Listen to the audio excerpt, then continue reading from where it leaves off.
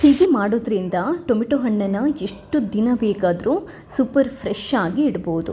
ವಿಡಿಯೋನ ಪೂರ್ತಿ ನೋಡಿ ಈ ಟಿಪ್ಸ್ನ ತಿಳ್ಕೊಳ್ಳಿ. ಹಲೋ ನಮಸ್ತೆ, ಹೇಗಿದ್ರಲ್ಲ? ನನ್ನ ಇವತ್ತಿನ ವಿಡಿಯೋದಲ್ಲಿ ಒಂದು ಸೂಪರ್ ಆಗಿರುವಂಥ ಕಿಚನ್ ಟಿಪ್ಸನ್ನು ನಾನು ಶೇರ್ ಮಾಡ್ತಾ ಇದ್ದೀನಿ. ಇದು ಏನು ಅಂತಂದರೆ, ಈ ಟೊಮೆಟೊ ಹಣ್ಣನ್ನು ತುಂಬ ದಿನ ತನಕ ಫ್ರೆಶ್ ಆಗಿ ಹೇಗೆ ಸ್ಟೋರ್ ಮಾಡ್ಬೋದು ಅನ್ನೋದೇ ಇವತ್ತಿನ ವಿಡಿಯೋ. ಹೇಗೆ ಏನು ಅಂತ ಗೊತ್ತಾಗಬೇಕಾದ್ರೆ ನೀವು ನನ್ನ ವಿಡಿಯೋನ ಪೂರ್ತಿಯಾಗಿ ನೋಡಬೇಕು. ವಿಡಿಯೋನ ನೋಡಿ ನನಗೆ ನಿಮ್ಮ ಫೀಡ್ಬ್ಯಾಕ್ನ ತಿಳಿಸಿ. ಹಾಗೆಯೇ ಇಲ್ಲಿ ತನಕ ನೀವು ಯಾರಾದರೂ ನನ್ನ ಚಾನಲ್ಗೆ ಸಬ್ಸ್ಕ್ರೈಬ್ ಆಗಿಲ್ಲದಿದ್ದರೆ ಸಬ್ಸ್ಕ್ರೈಬ್ ಆಗಿ, ನನ್ನೆಲ್ಲ ವೀಡಿಯೋಸ್ನ ನೋಡಿ ಲೈಕ್ ಮಾಡಿ, ಶೇರ್ ಮಾಡಿ, ನನ್ನ ಈ ಪ್ರಯತ್ನನ ಸಪೋರ್ಟ್ ಮಾಡಿ. ಥ್ಯಾಂಕ್ಸ್ ಎಲ್ರಿಗೂ. ಒಮ್ಮೆ ನಾವು ಮಾರ್ಕೆಟಿಂದ ಟೊಮೆಟೊ ಹಣ್ಣನ್ನು ತಂದರೆ ತುಂಬ ದಿನ ತನಕ ಸೂಪರ್ ಫ್ರೆಶ್ ಆಗಿ ಹೇಗೆ ಸ್ಟೋರ್ ಮಾಡ್ಬೋದು ಅನ್ನೋದನ್ನು 3-4 ಟಿಪ್ಸ್ ಮೂಲಕ ಇವತ್ತು ಹೇಳ್ತಾ ಇದ್ದೀನಿ. ಕೆಲವೊಂದು ಸರಿ ಏನಾಗುತ್ತೆ, ಎಲ್ಲ ಟೈಮಲ್ಲಿ ಮಾರ್ಕೆಟಿಗೆ ಹೋಗಿ ಟೊಮೆಟೊ ಹಣ್ಣನ್ನು ತರೋಕ್ಕಾಗಲ್ಲ. ಆವಾಗ ನಾವು ಈ ಟಿಪ್ಸನ್ನು ಯೂಸ್ ಮಾಡ್ಬೋದು, ತುಂಬಾ ಹೆಲ್ಪ್ ಆಗುತ್ತೆ. ಟೊಮೆಟೊ ಹಣ್ಣನ್ನು ಸ್ಟೋರ್ ಮಾಡೋದಕ್ಕಿಂತ ಮುಂಚೆ ನಾವು ಕ್ಲೀನಾಗಿ ತೊಳೆದ್ಕೋಬೇಕು. ಈವನ್ ನಾವು ಬಳಸೋಕ್ಕಿಂತ ಮುಂಚೆ, ಅಡುಗೆಗೆ ಬಳಸೋಕ್ಕಿಂತ ಮುಂಚೆ ಈ ಥರ ತೊಳೆದುಕೊಂಡ್ರೆ ತುಂಬಾ ಒಳ್ಳೆಯದು. ಒಂದು ಸೂಪರ್ ಟಿಪ್ಸನ್ನು ಹೇಳ್ತೀನಿ. ಟೊಮೆಟೊ ಹಣ್ಣು ತೊಳೆದುಕೊಳ್ಳೋದಕ್ಕೆ ಕೂಡ, ಕ್ಲೀನ್ ಮಾಡೋದಕ್ಕೆ ಕೂಡ. ಒಂದು ಪಾತ್ರೆಗೆ ನೀರು ತಗೊಂಡು ಅದಕ್ಕೆ 1-2 ಟೇಬಲ್ ಸ್ಪೂನಷ್ಟು ವೆನಿಗರ್ ಹಾಕ್ಕೊಂಡು ಚೆನ್ನಾಗಿ ಕಳಿಸ್ಕೊಳ್ಳಿ. ಯಾಕಂತಂದರೆ ನಾವು ಈ ಥರ ನೀರಿಗೆ ಟೊಮೆಟೊ ಹಣ್ಣನ್ನು ಹಾಕಿ ತೊಳೆಯೋದ್ರಿಂದ ಟೊಮೆಟೊ ಹಣ್ಣು ತುಂಬಾ ಕ್ಲೀನ್ ಆಗುತ್ತೆ. ಕೀಟನಾಶಕ ಅಥವಾ ಔಷಧಿಗಳೆಲ್ಲ ಹಾಕಿರ್ತಾರಲ್ಲ, ಅದೆಲ್ಲ ಕ್ಲೀನಾಗಿ ಟೊಮೆಟೊ ಹಣ್ಣು ತುಂಬಾ ಸೂಪರ್ ಫ್ರೆಶ್ ಆಗುತ್ತೆ. ವೆನಿಗರ್ ಇನ್ನೊಂದು ಏನು ಮಾಡುತ್ತೆ ಅಂತಂದರೆ, ಟೊಮೆಟೊ ಹಣ್ಣು ಅಥವಾ ಯಾವುದೇ ತರಕಾರಿಗಳನ್ನು ತುಂಬ ದಿನ ತನಕ ಫ್ರೆಶ್ ಆಗಿ ಇಡಲಿಕ್ಕೆ ಹೆಲ್ಪ್ ಮಾಡುತ್ತೆ. ಒಂದು ಸರಿ ನೀವು ಈ ವೆನಿಗರ್ ನೀರಲ್ಲಿ ತೊಳ್ಕೊಂಡ್ರೆ ಸಾಕು. ವೆನಿಗರ್ ಇಲ್ಲದಿದ್ದರೆ ಈ ಥರ ಟ್ಯಾಪ್ ವಾಟರಲ್ಲಿ ಕೂಡ, ರನ್ನಿಂಗ್ ಟ್ಯಾಪ್ ವಾಟರಲ್ಲಿ ಕೂಡ ಟೊಮೆಟೊ ಹಣ್ಣನ್ನು ನೀಟಾಗಿ ತೊಳ್ಕೊಬೋದು. ಟೊಮೆಟೊ ಹಣ್ಣನ್ನು ತೊಳೆದಾದ ನಂತರ ಚೆನ್ನಾಗಿ ಅದನ್ನ ಬಟ್ಟೆಯಿಂದ ಒರೆಸ್ಕೊಳ್ಳಿ. ಈ ಥರ ನೀಟಾಗಿ ಒಂದು ಕಾಟನ್ ಬಟ್ಟೆಯಿಂದ ಚೆನ್ನಾಗಿ ಒರೆಸ್ಕೊಳ್ಳಿ. ಸ್ಟೋರ್ ಮಾಡೋದಕ್ಕಿಂತ ಮುಂಚೆ ನಾವು ಟೊಮೆಟೊ ಹಣ್ಣಲ್ಲಿ ಒಂದು ಚೂರು ನೀರಿನ ಪಸೆ ಇಲ್ಲದಾಗೆ ನೋಡ್ಕೋಬೇಕು. ಇವಾಗ ಎಲ್ಲ ಟೊಮೆಟೊ ಹಣ್ಣನ್ನು ನೀಟಾಗಿ ನಾನು ಒರೆಸಿ ಡ್ರೈ ಮಾಡಿದ್ದೇನೆ. ಟೊಮೆಟೊ ಹಣ್ಣಲ್ಲಿ ಏನಾದರೂ ತೊಟ್ಟು ಏನಾದರೂ ಇದ್ದರೆ ಅದನ್ನ ತೆಗೆದುಬಿಡಬೇಕು. ತೊಟ್ಟಿದ್ರೆ ಟೊಮೆಟೊ ಹಣ್ಣು ಬೇಗ ಹಾಳಾಗುತ್ತೆ. ಇವಾಗ ಮೊದಲ ಟಿಪ್ಸ್ ಏನು ಅಂತಂದರೆ, ಒಂದು ಕಂಟೈನರ್ ತಗೊಳ್ಳಿ, ಡಬ್ಬ ಯಾವುದಾದ್ರೂ ಓಕೆ, ಪ್ಲಾಸ್ಟಿಕ್ ಓಕೆ, ಯಾವುದಾದ್ರೂ ಓಕೆ. ಒಂದು ಡಬ್ಬನ ತಗೊಂಡು ಅದರ ಕೆಳಗಡೆ ಈ ಥರ ನ್ಯೂಸ್ ಪೇಪರ್ ಅಥವಾ ಟಿಶ್ಯೂ ಪೇಪರನ್ನು ಹರಡ್ಕೋಬೇಕು. ಅದಾದ ನಂತರ ಇವಾಗ ಟೊಮೆಟೊ ಹಣ್ಣನ್ನು ನಾವು ಕ್ಲೀನ್ ಮಾಡಿ ಒಣಗಿಸಿದಂತಹ ಟೊಮೆಟೊ ಹಣ್ಣನ್ನು ಈ ಥರ ಹಾಕ್ಕೊಂಡು ಡಬ್ಬನ ಕ್ಲೋಸ್ ಮಾಡಬೇಕು. ಬಟ್ ಫುಲ್ಲು ತುಂಬಬೇಡಿ, ಒಂದು ಸ್ವಲ್ಪ ಗಾಳಿ ಆಡಲಿಕ್ಕೆ ಜಾಗ ಬಿಡಿ. ಇವಾಗ ಇದರ ಮೇಲೆ ಮತ್ತೊಂದು ಟಿಶ್ಯೂ ಪೇಪರ್ ಅಥವಾ ನ್ಯೂಸ್ ಪೇಪರನ್ನು ಹಾಕಿಬಿಟ್ಟು ಈ ಡಬ್ಬನ ಕ್ಲೋಸ್ ಮಾಡಬೇಕು. ಕ್ಲೋಸ್ ಮಾಡಿಬಿಟ್ಟು ನಾವು ಇದನ್ನ ಫ್ರಿಜ್ಜಲ್ಲಿ ಇಡಬೇಕು. ಹೊರಗಡೆ ಇಡೋದಲ್ಲ, ಫ್ರಿಜ್ಜಲ್ಲಿ ಇಡೋದು. ಫ್ರೀಝರಲ್ಲ, ನಾರ್ಮಲ್ಲ ಫ್ರಿಜ್ಜಲ್ಲಿ ಇಟ್ಬಿಡೋದು. ಈ ಥರ ಸ್ಟೋರ್ ಮಾಡಿರುವಂಥ ಟೊಮೆಟೊ ಹಣ್ಣು 3-4 ವಾರಗಳ ತನಕ ಸೂಪರ್ ಫ್ರೆಶ್ ಆಗಿ ಇರುತ್ತೆ. ಇವಾಗ ಇನ್ನೊಂದು ಮೆಥಡನ್ನು ಹೇಳ್ತಾ ಇದ್ದೀನಿ. ಇದು ಇನ್ನು ತಿಂಗಳುಗಟ್ಟಲೆ ಕೂಡ ಇದು ಫ್ರೆಶ್ ಆಗಿ ಇರುತ್ತೆ. ಟೊಮೆಟೊ ಹಣ್ಣನ್ನು ಅದರ ತುದಿನ ಈ ಥರ ಕಟ್ ಮಾಡಿಕೊಂಡು ನಾವು ಪೀಸ್ ಮಾಡ್ಕೋಬೇಕು. ಟೊಮೆಟೊ ಹಣ್ಣಿದು ಈ ಥರ ಉದ್ದ ಪೀಸ್ ಮಾಡ್ಕೊಳ್ಳಿ. ತುಂಬ ಹಣ್ಣಾಗಿರೋ ಟೊಮೆಟೊ ಹಣ್ಣನ್ನು ಸ್ಟೋರ್ ಮಾಡಲಿಕ್ಕೆ ಇನ್ನೊಂದು ಸೂಪರ್ ಮೆಥಡ್ ಇದೆ. ಇವಾಗ ಇದು ಮೀಡಿಯಮ್ ಹಣ್ಣಾಗಿರುವಂಥ ಟೊಮೆಟೊ ಹಣ್ಣನ್ನು ಹೇಗೆ ಸ್ಟೋರ್ ಮಾಡೋದು ಅಂತ ಹೇಳ್ಕೊಡ್ತಾ ಇದ್ದೀನಿ. ಈ ಥರ ಸ್ಟೋರ್ ಮಾಡುವ ಟೊಮೆಟೊ ಹಣ್ಣು ಕೂಡ ತಿಂಗಳುಗಟ್ಟಲೆ ಬರುತ್ತೆ, ಫ್ರೆಶ್ ಆಗೇ ಇರುತ್ತೆ. ಎಲ್ಲ ಸ್ಲೈಸಸನ್ನು ಮಾಡ್ಕೊಂಡಿದ್ದೀನಿ. ಇವಾಗ ಈ ಸ್ಲೈಸಸನ್ನು ನಾವು ಡಬ್ಬದಲ್ಲಿ ಅಥವಾ ಕಂಟೈನರಲ್ಲಿ ಹಾಕಿ ಸ್ಟೋರ್ ಮಾಡುವಂಥದ್ದು.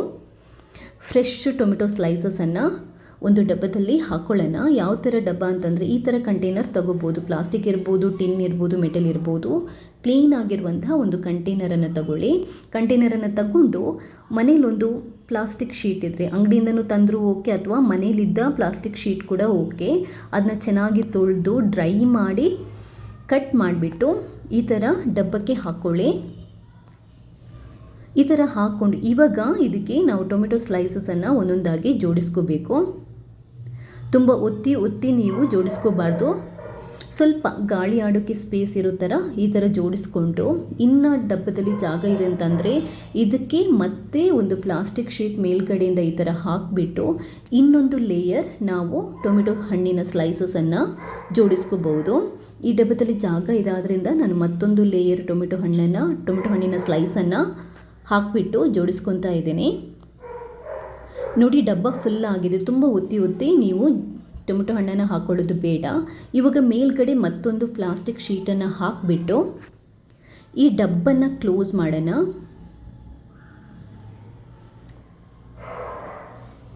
ಟೈಟಾಗಿ ಕ್ಲೋಸ್ ಮಾಡ್ಕೊಳ್ಳಿ. ಇದನ್ನ ನೀವು ನಾರ್ಮಲ್ ಫ್ರಿಜ್ಜಲ್ಲಿ ಅಲ್ಲ, ಫ್ರೀಝರಲ್ಲಿ ಇಡಬೇಕು. ಐಸ್ ಕ್ಯಾಂಡಿ, ಐಸ್ ಕ್ರೀಮ್ ಇರ್ತೀವಲ್ವ, ಆ ಜಾಗದಲ್ಲಿ ಇಡಬೇಕು. ಇದನ್ನ ನೀವು ಯಾವಾಗ ಬೇಕಾದರೂ ಯೂಸ್ ಮಾಡಬೇಕು ಅನ್ನುವಾಗ ಈ ಸ್ಲೈಸನ್ನು ತೆಗೆದು ಸ್ವಲ್ಪ ಹೊತ್ತು ಹೊರಗಡೆ ಇಟ್ಟರೆ ಅದಾದ ನಂತರ ನೀಟಾಗಿ ನಾವು ಕಟ್ ಮಾಡಿಕೊಂಡು ಅಡುಗೆಗೆ ಹಾಕ್ಬೋದು.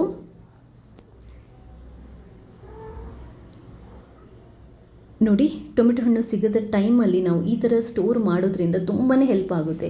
ಇವಾಗ ಫ್ರೆಶ್ ಆಗಿ ಕಮ್ಮಿ ರೇಟಿಗೆ ಟೊಮೆಟೊ ಹಣ್ಣು ಸಿಗುತ್ತೆ, ಓಕೆ. ಟೊಮೆಟೊ ಹಣ್ಣಿನ ರೇಟ್ ಜಾಸ್ತಿ ಆದಾಗ, ಸಿಗಲ್ಲ ಅಂದಾಗ, ಮಾರ್ಕೆಟಿಗೆ ಹೋಗಲಿಕ್ಕೆ ಆಗಲ್ಲ ಅನ್ನೋ ಟೈಮಲ್ಲೆಲ್ಲ ಈ ಥರ ನಾವು ಸ್ಟೋರ್ ಮಾಡೋದ್ರಿಂದ ಒಂಚೂರು ಅದರ ಟೇಸ್ಟ್ ಅಥವಾ ಯಾವುದೂ ಹಾಳಾಗಲ್ಲ. ನೀವು ಡಬ್ಬ ಇಲ್ಲದಿದ್ದರೆ ಈ ಥರ ಒಂದು ಪ್ಲಾಸ್ಟಿಕ್ ಪೌಚ್ ಇದ್ದರೆ ಅದರಲ್ಲಿ ಕೂಡ ಹಾಕಿಬಿಟ್ಟು ಅದರ ಏರನ್ನೆಲ್ಲ ಕಂಪ್ಲೀಟಾಗಿ ತೆಗೆದುಬಿಟ್ಟು ಆ ಪೌಚಿದು ಜಿಪ್ಪನ್ನು ಹಾಕಿಬಿಟ್ಟು ಸ್ಟೋರ್ ಮಾಡಿ ಇಡ್ಬೋದು. ಇದನ್ನು ಕೂಡ ಅಷ್ಟೇ ನೀವು ಫ್ರೀಝರಲ್ಲೇ ಇಡಬೇಕಾಗುತ್ತೆ. ತುಂಬಾ ದಿನ ಫ್ರೆಶ್ ಆಗಿ ಇರುತ್ತೆ. ಇವಾಗ ಇನ್ನೊಂದು ಸೂಪರ್ ಆಗಿರುವಂಥ ಟಿಪ್ಸನ್ನು ಹೇಳ್ತಾ ಇದ್ದೀನಿ. ಇದು ತುಂಬ ಹಣ್ಣಾಗಿರೋ ಟೊಮೆಟೊ ಹಣ್ಣಿರುತ್ತೆ. ಇದನ್ನ ನೀವು ತುಂಬ ದಿನ ತನಕ ಸ್ಟೋರ್ ಮಾಡಿ ಇಡಬೇಕು ಅಂತಂದರೆ ಈ ಥರ ಮಾಡ್ಬೋದು. ಇದು ತಿಂಗಳುಗಟ್ಟಲೆ ಬರುತ್ತೆ, 5 ತಿಂಗಳು 6 ತಿಂಗಳು ಸೂಪರಾಗಿರುತ್ತೆ. ತುಂಬಾ ಡಿಫ್ರೆಂಟ್ ಆಗಿರುವಂತಹ ಒಂದು ಟಿಪ್ಸ್ ಇದು. ಟೊಮೆಟೊ ಹಣ್ಣನ್ನು ನೀಟಾಗಿ ಕಟ್ ಮಾಡ್ಕೊಳ್ಳಿ. ಎಷ್ಟಿದೆ ಟೊಮೆಟೊ ಹಣ್ಣನ್ನು ಅಷ್ಟನ್ನು ಕಟ್ ಮಾಡಿಕೊಂಡು ಒಂದು ಮಿಕ್ಸಿಗೆ ಹಾಕಿಬಿಟ್ಟು ನಾವು ಇದರ ಪೇಸ್ಟನ್ನು ರೆಡಿ ಮಾಡ್ಕೋಬೇಕು. ಪೇಸ್ಟ್ ಮಾಡ್ಕೊಳ್ಳುವಾಗ ಒಂದು ಸ್ವಲ್ಪ ಉಪ್ಪನ್ನು ಹಾಕ್ಕೊಳ್ಳಿ. ನಾನು ಕಲ್ಲುಪ್ಪು ಹಾಕೊತಾ ಇದ್ದೀನಿ. ಉಪ್ಪು ಹಾಕೋದ್ರಿಂದ ಇದು ಉಪ್ಪು ಪ್ರಿಸರ್ವೇಟಿವ್ ಟೈಪ್ ವರ್ಕ್ ಮಾಡುತ್ತೆ. ಆದ್ದರಿಂದ ತುಂಬ ದಿನ ಫ್ರೆಶ್ ಆಗಿ ಸೂಪರಾಗಿ ಇರುತ್ತೆ. ಇದರ ಪೇಸ್ಟನ್ನು ಮಾಡಿಕೊಂಡು ಇವಾಗ ಮನೆಯಲ್ಲಿ ಐಸ್ ಟ್ರೇ ಇರುತ್ತಲ್ವ, ಐಸ್ ಕ್ಯೂಬ್ ಟ್ರೇ ಇರುತ್ತಲ್ವ, ಆ ಟ್ರೇನ ತಗೊಂಡು ಅದಕ್ಕೆ ನಾವು ಈ ಥರ ಹಾಕ್ಕೊಂಡು ಸೆಟ್ ಮಾಡ್ಕೋಬೇಕು. ಟೊಮೆಟೊ ಪೇಸ್ಟನ್ನು ಈ ಥರ ಹಾಕ್ಕೊಳ್ಳಿ ನಿಧಾನಕ್ಕೆ. ಈ ಥರ ಹಾಕ್ಕೊಂಡು ಇದನ್ನ ನಾವು ಡೀಪ್ ಫ್ರೀಝರಲ್ಲಿ ಇಟ್ಬಿಡಬೇಕು. ಇದು ಐಸ್ ಕ್ಯೂಬ್ ಥರ ಆದ ನಂತರ ನೋಡಿ, ಒಂದು 5-6 ಗಂಟೆಯಲ್ಲಿ ನಿಮಗಿದು ಐಸ್ ಕ್ಯೂಬ್ ಥರ ಆಗುತ್ತೆ ಡೀಪ್ ಫ್ರೀಝರಲ್ಲಿ ಇಟ್ಬಿಟ್ರೆ. ಇವಾಗ ಐಸ್ ಕ್ಯೂಬ್ಸ್ ಥರ ರೆಡಿಯಾಗಿದ್ದನ್ನ ಇದನ್ನ ತೆಗೆದ್ಬಿಟ್ಟು ನಾವು ಪೌಚಲ್ಲಿ ಹಾಕಿ ಮತ್ತೆ ಫ್ರೀಝರಲ್ಲೇ ಇಡಬೇಕು. ಟ್ರೇಯಲ್ಲಿ ಬಿಡಬಾರ್ದು. ಯಾಕಂತಂದರೆ ನಾವು ಫ್ರೀಝರಲ್ಲಿ, ಡೀಪ್ ಫ್ರೀಝರಲ್ಲಿ ಟ್ರೇಯಲ್ಲಿ ಬಿಟ್ಟರೆ ಅದು ಮತ್ತೆ ಗಟ್ಟಿಯಾಗಿ ಐಸ್ ಆಗೋಗುತ್ತೆ. ಆದ್ದರಿಂದ ಇದನ್ನ ಒಂದು ಪ್ಲಾಸ್ಟಿಕ್ ಪೌಚಿಗೆ ಹಾಕಿಬಿಟ್ಟು ನಾನು ಅವಾಗ ತೋರಿಸಿದ್ನಲ್ವ, ಜಿಪ್ ಹಾಕಿ ಕ್ಲೋಸ್ ಮಾಡಿ ಇಡುವಂಥ ಪ್ಲಾಸ್ಟಿಕ್ ಪೌಚ್ ಇರುತ್ತಲ್ವ, ಈ ಥರದ್ದು. ಇದಕ್ಕೆ ಈ ಐಸ್ ಕ್ಯೂಬ್ ಥರ ಆಗಿರುವಂಥ ಟೊಮೆಟೊ ಹಣ್ಣನ್ನು ಹಾಕ್ಕೊಳ್ಳಿ. ಟೊಮೆಟೊ ಹಣ್ಣನ್ನು ಹಾಕ್ಕೊಂಡು ಇದರ ಗಾಳಿನ ರಿಮೂವ್ ಮಾಡಿಬಿಟ್ಟು ಈ ಥರ ಗಾಳಿನ ರಿಮೂವ್ ಮಾಡಿಬಿಟ್ಟು ಕ್ಲೋಸ್ ಮಾಡಿ ಇವಾಗ ಡೀಪ್ ಫ್ರೀಝರಲ್ಲಿ ಇದನ್ನ ಇಟ್ಬಿಡ್ಬೋದು. ನಿಮಗೆ ಯಾವಾಗ ಬೇಕು ಆವಾಗ ಈ ಕ್ಯೂಬ್ಸನ್ನು ತೆಗೆದುಬಿಟ್ಟು ನೀವು ಡೈರೆಕ್ಟಾಗಿ ರಸಮ್ಗೂ, ಸಾರಿಗೂ, ಅಡುಗೆಗೂ ಹಾಕೋಬೋದು. ತುಂಬಾ ಚೆನ್ನಾಗಿರುತ್ತೆ. ಇವಾಗ ಇನ್ನೊಂದು ಫ್ರಿಡ್ಜ್ ಇಲ್ಲದವರಿಗೆ ಇನ್ನೊಂದು ಸೂಪರ್ ಆಗಿರುವಂಥ ಮೆಥಡನ್ನು ನಾನು ಹೇಳ್ಕೊಡ್ತಾ ಇದ್ದೀನಿ. ಇದು ಏನು ಅಂತಂದರೆ ನಾವು ಹೊರಗಡೆನೇ ಇಟ್ಬಿಡುವಂಥದ್ದು. ಪಾತ್ರೆಯಲ್ಲಿ ಜಸ್ಟ್ ಒಂದು ದೊಡ್ಡ ಪಾತ್ರೆಯಲ್ಲಿ ನೀರನ್ನು ತಗೊಳ್ಳಿ. ಫ್ರೆಶ್ ನೀರನ್ನು, ಟ್ಯಾಪ್ ವಾಟರನ್ನು ತಗೊಂಡು ಅದಕ್ಕೆ ಟೊಮೆಟೊ ಹಣ್ಣನ್ನು ಹಾಕಿಬಿಟ್ಟು ಹೊರಗಡೆನೇ ಇಡುವಂಥದ್ದು.